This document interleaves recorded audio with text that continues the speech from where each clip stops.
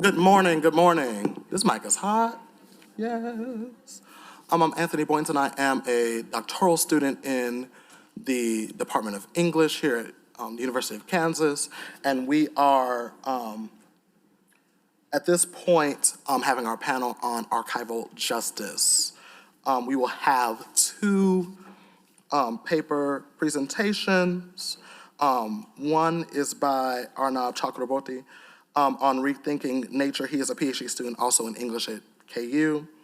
And Brian Watson will be presenting Subjects in Chains. He is an archivist at the Kinsey Institute at Indiana University, Bloomington. They'll have about 18 or so minutes to present. And then we'll have questions after. Awesome. Let's give it up, let's give it up.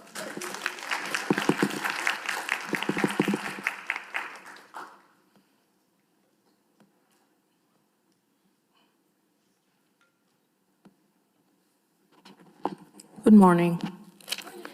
Thank you for being here. As Anthony said, I'm Arnab Chakraborty, fifth-year PhD student here at KU. I'm presenting my research as part of a larger project called the Black Book Interactive Project under Dr. Mariama Graham's supervision. At BBIP, we are essentially building a digital library of African American novels, as well as a metadata schema that caters to race specifically. Our goal is to increase the visibility of lesser known and more obscure texts, and in the process, rethink some of the core assumptions surrounding African American literature using DH. We at BBIP are encouraged to use the archive to pursue our own research interests.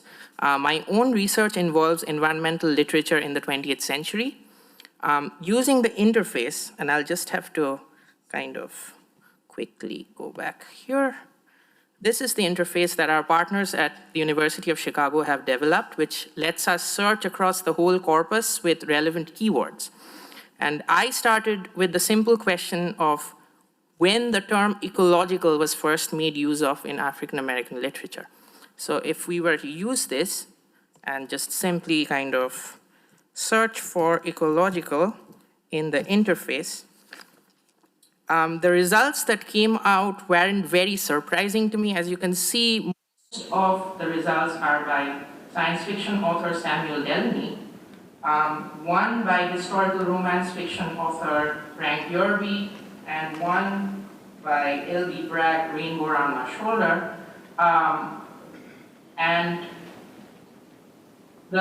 Like I said, the results weren't very surprising to me, and they were also limited.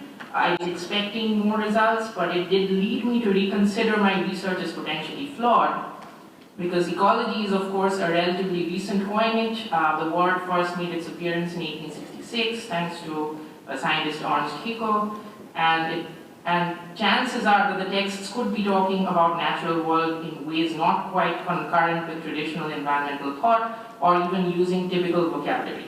Which kind of begged the question, why aren't there more environmentally minded Black authors? And I was provoked to ask this question while searching for actual syllabi online.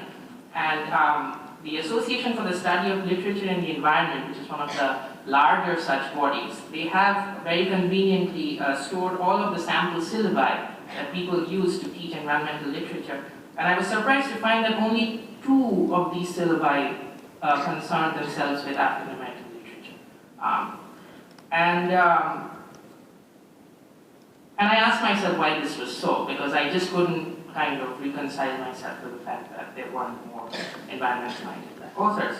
And the easy answer to this is that environmentalism was simply not the focus for Black writing for the most of the 20th century, when there were more pressing matters at stake than care for the natural world.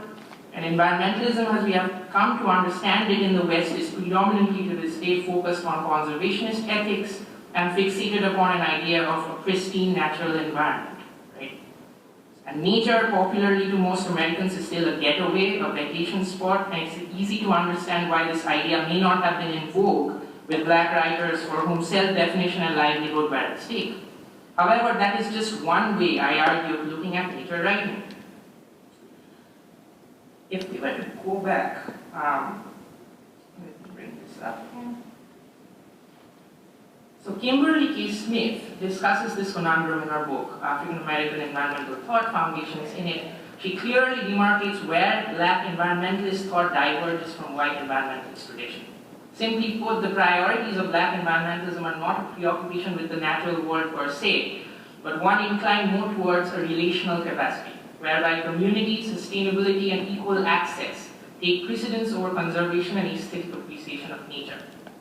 And if we look at the Black novels, which are typically characterized as having to do with nature or the natural world in some capacity, at least two routinely make the cut. Cane by Jean Toomer and Their Eyes Were Watching God by Laura Neale Hurston. And neither of these examples are very typically nature worshipping. At the same time, they do not devolve into a polemic for equal access for natural resources, which is the other side of the argument. Instead, they belong to the class of nature writing which might be considered the anti-pastoral or even the post-pastoral. I'll talk a little bit about what these are before moving on. So Terry Gifford talks about this in his essay, The Pastoral, Anti-Pastoral, and Post-Pastoral, and discusses the evolution of the genre of pastoral into something that's a little more critical of itself. If the original pastoral project signified a trajectory of return and retreat, but also of insight, then the anti-pastoral, according to Gifford, was focused on the material, embodied realities that were often unnoticed. The actual hard work and hardships that accompany the simple life, quote unquote, often introduced internal rifts and contradictions that made it difficult to easily categorize pastorals as genres.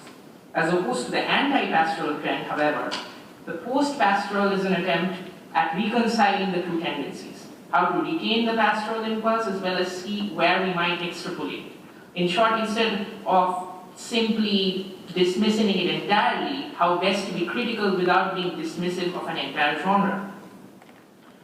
The post-pastoral genre has since then become a symptom of much of theoretical work being done today that seeks to problematize categories not just out of a need to rethink genre just for the sake of it, but to engender a more responsible aesthetics of nature writing. In this regard, the work of Timothy Morton and Bruno Latour and more recently Amitabh Ghosh all ask that we write about the natural world through an unworking of the idealism that accompanies that process, even interrogating the need for the very concept of nature in the first place. So simply put, when you're writing about nature, often you're writing about anything but. Since nature as a concept in that kind of writing has already coalesced into a hard idealized category, something we do not want to do. So, keeping in mind the post-pastoral and the anti-pastoral tendencies, if we are to talk about nature in a relational capacity requiring engagement and struggle, then it follows that it need not be bereft of irony. I was first drawn to two texts read in this context by my mentor Paul Utka at the Department of English, thanks to his book, which makes use of the notion of the sublime and the trauma theory in charting how nature was represented in very different ways in white and black literature. So for instance, in Cane, Cabness, which is one of its short stories, is an artistically inclined outsider, a northerner who looks towards a rural origin at once real and dying, but he cannot reconcile his own experience with his expectations, leading to an internal conflict in his conception of the natural landscape. In order for us to get a sense as to the kind of vocabulary that African-American authors were more likely to make use of in environmentally conscious works of fiction, Erin Wolfe, who is a metadata librarian at KU as well as a consultant for our project, and I decided to compare a list of works by white authors against a similar list by black authors, based on a general idea of their popularity within the field of environmental literature. Both of these lists were contrasted against the third list, consisting of mostly 19th century works of American and British fiction, none of which were either ostensibly or tangentially considered environmental in their thematic interests, and all of which were readily accessible. I should note here that the results here are supposed to be suggestive, since the data sets that we worked with were quite small and may not have been very accurate in definitively summarizing characteristics of black environmental fiction as opposed to white. However, the results proved to be in keeping with some of the theoretical ideas regarding the post-pastoral or the anti-pastoral that we just discussed. So these were the books by African-American authors that I included, and the ones which are traditional environmental fiction and nonfiction written by white authors. This was the control list that we used, kind of like to provide a general vocabulary. And the results, like I said, If we take a quick look at the most frequent terms in the white column, might paint a picture of a kind of voyeurism implicit in the representation of the natural world, and also a sense of aesthetic moderation. Words such as scenery, delicate, endure, depths, deepest, etc., are suggestive of the sublime impulse, as we talked about. As opposed to such a tendency, the black column partakes of a kind of directness of engagement with the land, where verbs are more likely to occur than nouns. Even when nouns do occur, they're more likely to refer to tools and animals with which to tend the land. So axe, bucket, mule, and so on and so forth. Tools, objects, and animals are, as we shall see, reconfigured to mean very different things from an environmental perspective. Not only are they used ironically, they're indicative of a responsivity, not responsibility, simply, towards the natural world by encouraging a relational approach to everyday reality. I'll just use two texts, so if you look at the kind of, this was how we mapped kind of some of the words that were frequently emerging, and Blood on the Forge by William Attaway was the text with the most number of hits as far as the common words were concerned. And I went back and looked at Blood on the Forge. It was an early, more obscure work overshadowed by authors such as Richard Wright and Ralph Ellison, written at around that time, where he was engaging very directly with some of the themes that we would consider environmental today. And I decided to do a comparative reading of a book by Delaney and by Attaway, which were remarkably similar in some of the things that they were talking about, even though they were separated by several decades. So I'll just very briefly go over what the books are about and then do a small analysis before concluding. How am I doing for time? 8 minutes? Thank you. So Blood on the Forge is a... Wait, did I turn this off? How did that happen?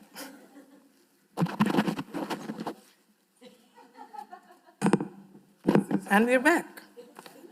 Okay. Blood on the Forge is a story about 3 migrant workers who travel to the steel mills of Pennsylvania in search of work. The 3 brothers are 3 very different personalities, gruff, feeble-minded, and artistically inclined. They have very different relationships to the land. The first is a hard worker and is personally affronted when an accident involving a mule causes his mother's death, which leads him to kill the mule in an act of retaliation, and then subsequently being penalized by the owner of the land he farms. The second uses the land as what Kimberly Smith suggests as a creative fount of self-expression. He lacks the vocabulary and the education and the dreams of the North and dreams of a North that will provide that to him. And the last is almost wholly dependent on the other 2 and is symbolic of a bucolic, idealized pastoral figure whose childishness and simple, brute-like behavior becomes foils for a possible symbolic resonance with the natural world. What the 3 brothers find, however, in the industrial mills is a life overwhelmed by a form of technicity that they have never encountered before. Much like in Cabness and Cain, they each encounter tragic ends. The older brother, in a bid to escape his dehumanized status, subscribes to the authority and is killed. The second brother finds his art ineffectual and impotent in the face of a paradigm that he cannot comprehend, while the third is blinded and injured by the steel forge, marked by a technicity that was supposed to be his salvation. As opposed to this, Stars in My Pocket Like Grains of Sand, which is one of the most beautiful titles to any book I've ever read, takes a very opposite tack. It's set in the far future, in a time when mankind has spread to the stars, inhabiting over 6,000 worlds. In such a reality, enslavement has become normalized because it is voluntary. People offer themselves of their own volition, and thus helps promulgate the idea that we are in a post-race society. In a bid to be more informed, the protagonist, Rat Korga, surrenders himself to a facility that performs a kind of lobotomy on him, that essentially renders him a subservient worker. After an accident at an industrial mill that leaves him all but dead, the narrative shifts to focus on the life of a privileged black industrial diplomat who is unaware that Rat Korga is his perfect erotic equivalent in the universe. A revelation made possible by the internet-like repository of knowledge that feels like an apotheosis of non-dialectical Western reason. The narrative then becomes an examination of difference in a seemingly post-racial world where class persists against the backdrop of a global catastrophe in the form of what Delaney calls a cultural fugue, a very Anthropocene-like event where globalization actually becomes the leading cause of ecocide and environmental destruction. There are very many aspects which connect both novels, but two things for me stand out personally: technicity and the environment. Protagonists in both novels are painfully aware, first of all, of their lack of information. They can sense on an instinctual level a conceptual and methodological substrate that is just not accessible to them. Because of such a lack of knowledge, they are unable to sift through ideological structures that inhibit the formation of new kinds of knowledge, which is crucial for them to be able to navigate their individual environments. They relapse into a mode of nostalgia for a simpler past, ignoring the political realities of such a past, something that the pastoral genre in the classic sense has often been accused of. At the same time, they complicate the pastoral urge in their spatial outlook towards the genre. The movement from a rural south to a more industrial north in Blood on the Forge is echoed in Delaney's representation of a movement across entire worlds. If in Blood on the Forge, the return after the pastoral retreat is an impossibility, in Delaney, the pastoral impulse is overwhelmed with options, but inhibited by class, racism, and choice. In the play between technicity and ethnicity, therefore, the environment becomes a function of privileged information. Thank you.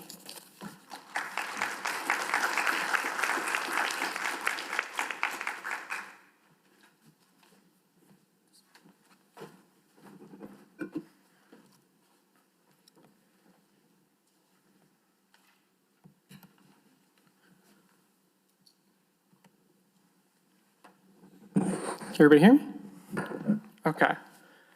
My name is Brian Watson. I am a graduate student at Indiana University-Bloomington. I'm working on my master's in library science, and I work currently at the Kinsey Institute. If you do want copies of the slides or notes, I did just tweet them out at Brem Watts. Feel free to tweet there or use anything like that. I'm here to talk today about a variety of things. Most specifically, I want to talk about linked data in digital archives, specifically clear ones. I could have covered intersections of gender or race or several other things, but we'd be here for a lot longer and probably all the way through lunch, so I won't do that. I want to start specifically with Carrie Fisher, and why do I start with her, besides the fact that I think Carrie Fisher is a saint? I start with her because, as you might know, she has a very complicated relationship with this outfit. In an interview with Newsweek in 1983, she said, quote, "I remember that iron bikini I wore in episode 6, what supermodels will eventually wear in the 7th ring of hell," end quote. But in 2015, when a father asked her what he should tell her daughters about the outfit, she said, quote, "Tell them that a giant slug captured me and forced me to wear that stupid outfit. And then I killed him because I didn't like it. And then I took it off backstage," end quote. There are a number of different ways to understand this, of course, but it's complicated. But that doesn't mean that we shouldn't acknowledge that her opinion has changed based on whether or not it's being sexualized or whether or not she is being seen as empowered. People should be allowed to have conflicting and changing opinions over the course of their lives. But how do we document and capture and talk about that? All of this and more. But first, an overview. This is what I'm going to cover in the next 15 minutes at a rapid clip, but feel free to ask me questions after if you want. The parts the archives I'll be talking about today are queer specific, meaning LGBTQIA two-spirit. The Q, for those of you who are not familiar, can stand for either questioning or queer. I often stands for intersex, and the A for asexual. Two-spirit is a term used by many indigenous or native communities to describe a third gender. So these are the 4 steps. So we go into this part 2, cataloging and discontent. This presentation is rooted in Emily Drabinski's 2013 article titled Queering the Catalog, Queer Theory and the Politics of Correction. If you're not familiar with it, I recommend it. It's a fantastic introduction to cataloging, queer theory, and the problem facing libraries right now. I'll be touching on a few parts of it. Drabinski gives this backstory. The radical cataloging movement begins in 1971 with Sandy Berman's Prejudices and Antipathies, which is pictured here. Radical cataloging persists today, quote, critically reading subject headings for bias and arguing, often successfully, for changing headings to ameliorate this bias, end quote. If you're on Twitter, you may be familiar with the works of Violet Fox, Nathaniel Gagnon, and Mark Pold. But this is a losing game sometimes. Representation can be fluid, and I don't think Emily and I would discourage this type of radical cataloging movement because it's necessary in the system that we live in. But there will always be changes to the language and changes to people's identities and ways of expressing themselves. For example, I am a Crip. This is not me admitting to being in a gang, though I know you probably had some suspicions. Crip is short for cripple. It's a former slur that is being reclaimed by disabled people as an inclusive term representing all disabilities and arguing for representation. Similarly, the word slut is being reclaimed by sex-positive organizations. Similarly, the word black is being actively reclaimed and used by a new generation of black activists. This is a sort of flowchart of this process as it's kind of happened over and over again. Part one, groups are usually named by persons in authority with the power to name. Historically, think rich white men, but now think doctors or psychologists or sociologists. This term is then imported into knowledge organization systems like Library of Congress or Dewey Decibel. And then catalogers apply those terms to books, to movies, to anything else. History marches on, and in a term borrowed from Rob Cover, new identities and new categories emerge, develop communities, receive recognition from society, and the whole process begins again. Some might say that this is just the slow march of progress, and eventually things will all just be okay. That's a very nice and calm answer if you aren't the one being alienated and repulsed. We cannot allow hateful, cruel, or derogatory terms to remain. But controlled vocabularies are essential. As recent studies have shown, getting rid of controlled vocabularies altogether means that researchers and users lose a quarter to a third of records. So there must be some solutions, and indeed, there have been a couple. Drabinsky suggested one in her article. Quote, a queer approach to the problem of library classification and cataloging demands that these offensive subject divisions and subject language remain uncorrected, and that librarians teach students how to read what they discover, end quote. I don't know if this is a particular tenable situation. In an ideal world, perhaps we could hire lots more librarians and teachers and educators. I don't think the money or the willpower exists for that right now. Even then, I'm not sure it would be the right answer altogether. For example, my partner, growing up in a small town in Texas, told me about how growing up she could only find information about her asexuality under plant reproduction, asexual. She couldn't go to her librarian. This was a town so conservative you needed to come out as a liberal. There was no chance for a librarian to intervene in that. There have been some other solutions, most notably around Melissa Adler, talking about folksonomies. Folksonomies try to democratically represent concepts left out of controlled vocabularies. If you're familiar with hashtags on Facebook or Twitter or Tumblr and tags on other platforms, then you know what a folksonomy is and how it develops. But the first issue with folksonomies is meaning. If you've ever clicked on the wrong hashtag, you've seen this. This is an example of the folksonomy terms in library think for transgender. Clicking on the term transsexual brings other related categories, transsexual parents, transsexual operations, and finds out when he wanted to have a sex operation, I'm not sure. Cataloging was invented to solve this problem. As Patrick Kielty and others point out, however, taggings and folksonomies are not free of oppressive forces. They're not entirely democratic, actually. The terms used in non-normative sexual subcultures do not operate in a top-down or bottom-up fashion, which is to say that minorities creating folksonomies still live in societies with oppression. But we already know this. Carrie told us. Linked data. This is what the rest of my presentation will be about. I'm going to propose there has been a solution to the problem Emily Drabinsky identified in 2013. For those of you not familiar with it, linked data has been called Web 3.0, or the next step in the internet, by Tim Berners-Lee. The short version of it is that linked data refers to the practice of linking items in a way that allow both humans and computers to understand statements like, Bob is interested in the Mona Lisa, or the Mona Lisa was created by Leonardo da Vinci. In linked data terms, these are subjects and objects linked by predicates. These things, Bob is interested in Mona Lisa, are very obvious to us as humans, but computers don't know who Bob is, why this JPEG is called the Mona Lisa. So we have to work a little bit differently. I have another example. I can tweet, as you might be, and say that I'm presenting at Kansas University's IDRH today. Despite Brian's heroic advertising and organizing efforts, only the people here and maybe a few others on Twitter will know exactly what I mean. A computer has no idea. A computer doesn't even know who I am. But we have systems of identification.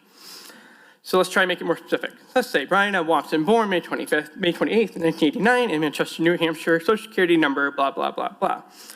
I'm not giving you my social security number unless you want to pay my student loans.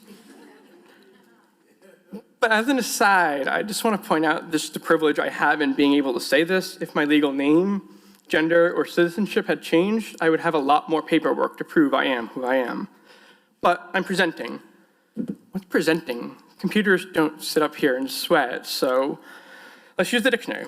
Brian L. Watson, born May 25th, 1989, Manchester, New Hampshire, social security number is appearing nervously and formally and for other people to show them slides and talk to them about IDRH. How do I explain digital humanities to a computer? I can't even explain it to my mother. Let's just, Brian L. Watson, blah, blah, blah, blah, is appearing, blah, blah, blah, for other people, 11 a.m. Central Standard Time to show them slides and talk to the Kansas University Institute for Digital Research and Humanities, home, talking to October 3rd to 4th, Lawrence, Kansas. It's great. Now I can tweet it. Wait. That's the problem. But Twitter's planned for it. It has @signs, hashtags, controlled vocabularies. Brim Watts is presenting at IDRH KU, and these are our subject, predicate, objects, linking. So, water break. I want you to think of what I talked about, but on a big scale, on the scale of a library, an archive, or a museum. How do we go from this to this? How do we scale up? Libraries have been thinking about this. I mean, Library of Congress subject headings, for example, are published online in linked data format. Anybody can use them to describe whatever they want. But if we want to do this ethically, don't we have to throw out everything and start over? I don't think we do. I think the answer's been right in front of us all along. Rather than starting anew or using tagging, I say that we turn to special collections and archives.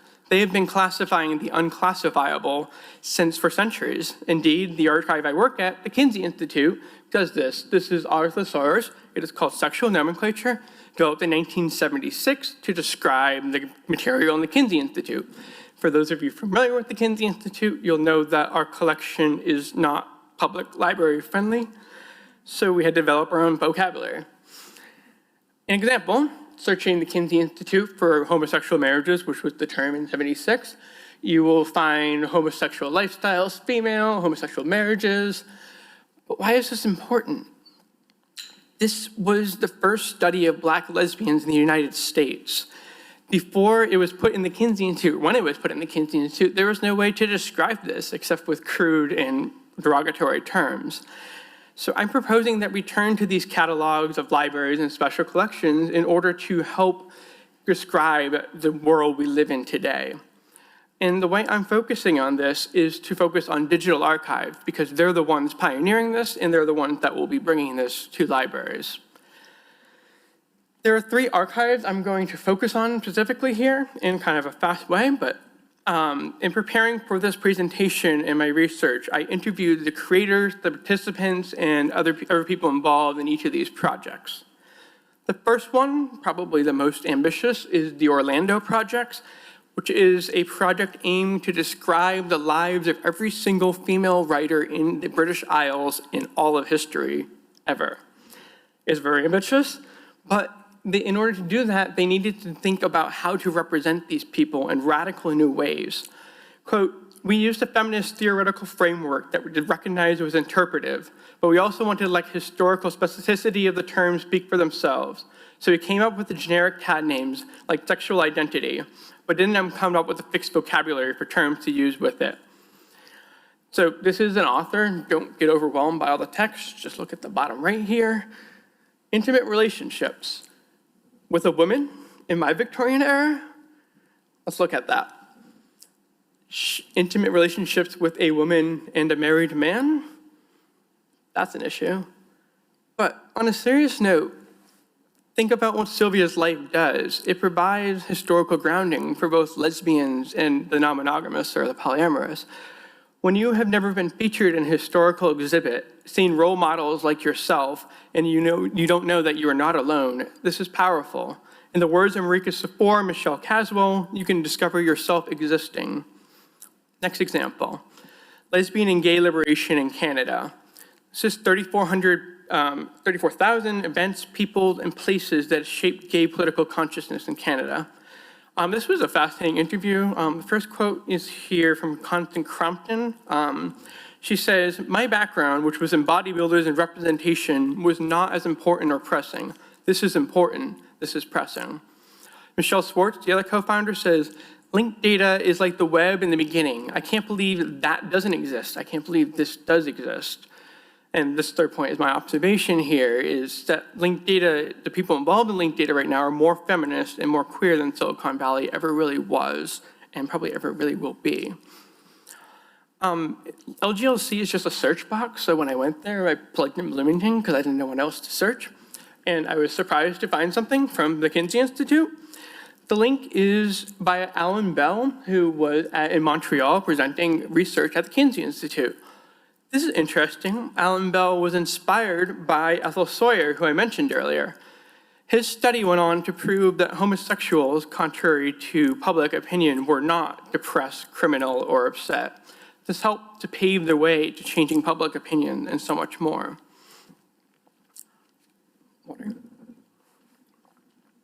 I'd like just to round this out by talking about the Digital Transgender Archive. It's probably it's open source, open data, it's easily available. It represents probably the most mature use of these technologies.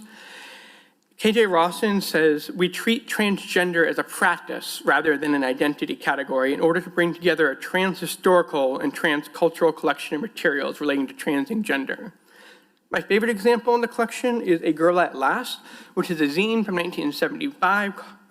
It allows us to see that it's now at Cornell. It takes place and was published in New York City, in Queens. Both the borough and the publisher is a pun on the name Queens. And if you click on New York, it brings you to all the items associated with New York City. For example, Stonewall. If you were a trans user of this archive, you've moved from a semi-erotic zine to discovering that your history is tied up with lesbian and gay liberation in 2 clicks. What do you think that would mean to you?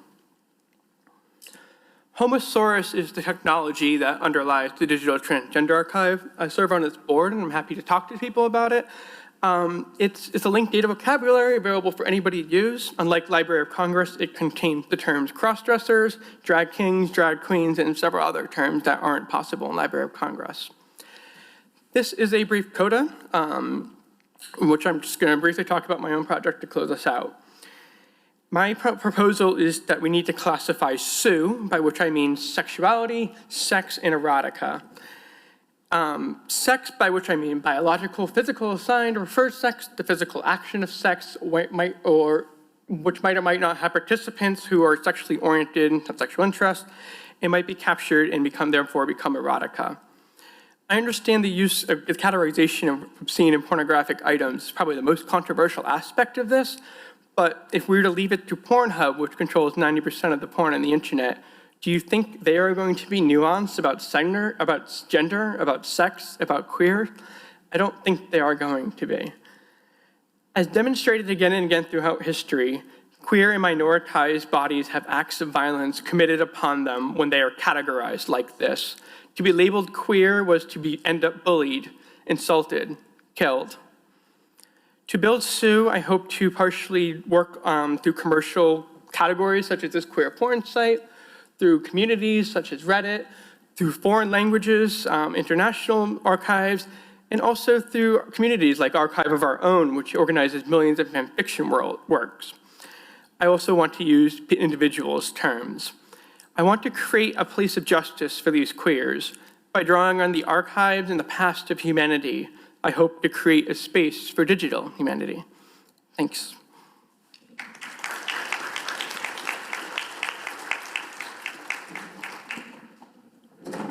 Amazing, amazing work. We have about 10 or so minutes. That is the illustrious bell of KU.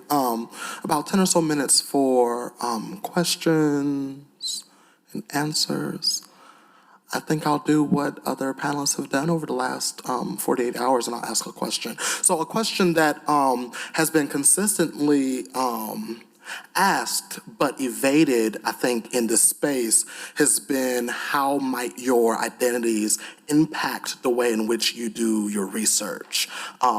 Constantly, I've noticed over the last several days that panelists have been asked this, and it's been evaded in a particular way. This might be because I think we think of digital humanities or digital space as a place wherein our identities have no kind of consequence, sadly. But certainly it does. We don't live in this kind of positivist bubble. So how might your identities impact your work, or even gaps in your work, et cetera? In my nervousness, I managed to skip over a point I had in my first slide, which is to say that as a white person, and as somebody who is raised as allosexual and able and heterosexual, I have to be, even if those terms don't describe me anymore, except white, obviously, then I just have to be aware of the ways that my intersections can limit me, but also hopefully in some ways inspire me and improve my perspective in some ways. But being aware of that perspective, though it's often, I guess, insulted as being too politically correct, I think is not only the right way, but the more interesting way, because you are more aware of who the person is and what they are bringing to the table. It should be on. Is it on? Yeah, that's it's a tough one, especially when it comes to something like environmentalism. But I will say this, I don't know about, so if you're talking about how space or how place informs your identity, where I come from originally, I'm from India, I'm from Calcutta, India, and I've always been sensitized growing up to this conflict on the one hand between having this space that we can separate out and call pristine and good and natural, and a space where we can dump stuff and be dirty with a certain kind of impunity. And that's something I've grown up in a way where that kind of action was normalized, right? And when I came here, I realized that if there is a need in current nature writing and environmentalism to think of alternatives to simply praising nature or making use of nature, because we are trying to get out of that binary, how might we do that? And I think where I come from, this complete indifference to even the need to interrogate such binaries is something that keeps on informing my work, even when I'm working with something like Black environmental fiction. And I have to be careful to not have those overlap in ways that are not contextual, but it's something I'm kind of sensitive to, or at least training myself to be sensitive to. So. Cool. Are there other questions?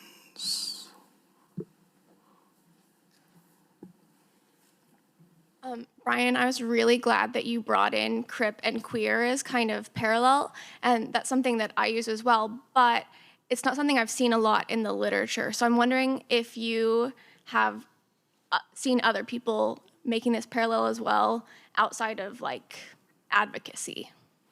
It's funny, I was just talking to Marika Sephora about this, and she said when she was going through grad school, she maybe had she never really, undergrad, she never really had any classes on this. Then by the time she hit grad school, maybe a lecture, maybe a couple of works. And there's a lot of work to be done, and it's being done right now very actively. And it's very exciting to see as someone who identifies as crip. But you're right. There's really not much, and I think I have seen a lot of activism around Crypto Vote most recently. I'm from New Hampshire, and that was like really awesome to see. But also, there have been a lot of Crypt users working with us for Homosaurus in the Digital Transgender Archive, which has been a really fantastic thing to be a part of and learn some things, because although I never identified that way, and coming into it so late in life has been really valuable to me. Yeah, thanks. I think I saw Dr. Williams. And there's also a really wonderful text called Body Minds Reimagined that really talks about the connections between feminism, queerness, and disability. It might be really wonderful for you. Hi, Brian, my question is for you. I want to just get a point of clarification because I'm looking at my notes. I want to make sure that I had this right. I thought I heard you say that with the Digital Transgender Archive, that the goal was to treat transgender as a practice, not an identity category. Is that what you said? And can you explain what you mean by that a little bit more? I think I deleted this particular slide, but KJ Rawson is drawing on queer theory in general, and Emily Derminsky's article also cites this, is queer theory doesn't care about who people are. It encourages us not to classify people into categories. It cares about what you do, which is to say that I can be boyfriend, I can be non-binary, I can be just male, I can be all these different categories at different times in my life, but queer theory doesn't care about that, it cares about what I do. And KJ Rawson there is also saying that we're looking at a trans-historical, transnational collection that cares about what people, how they are transing gender, not if they are transgender.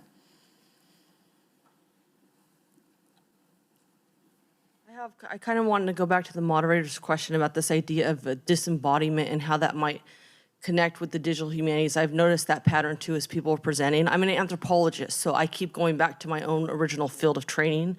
And so my question, and it actually, my question has to do with how do you triangulate data within it? And so the previous example, well, there's two. You could say, like, for example, if you're searching for the word gay, it could mean happy, or it could mean things to do with sexuality and sexual identity.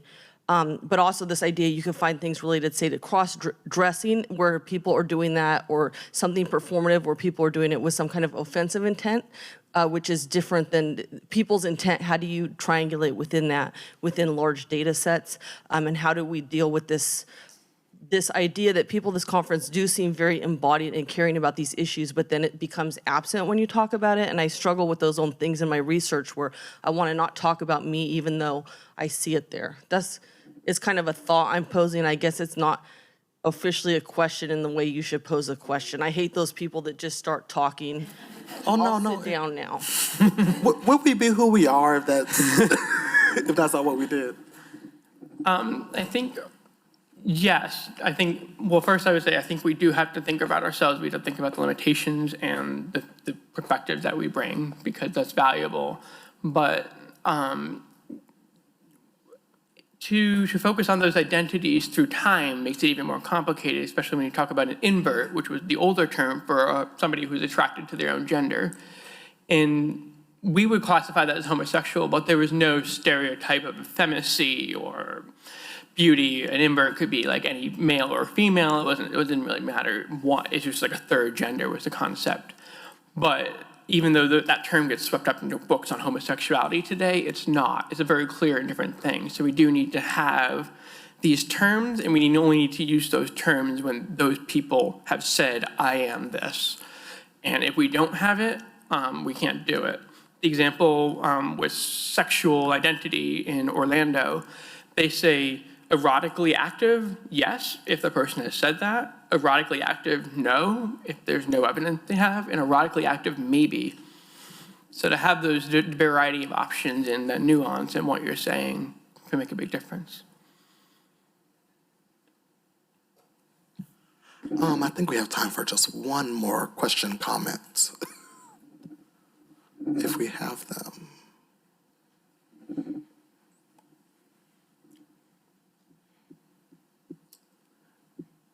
Okay, if that's the case, we can head to lunch. I don't know who I'm supposed to point to for whatever directions, but in other case, let us make sure that we give our panelists a round of applause for their amazing scholarship.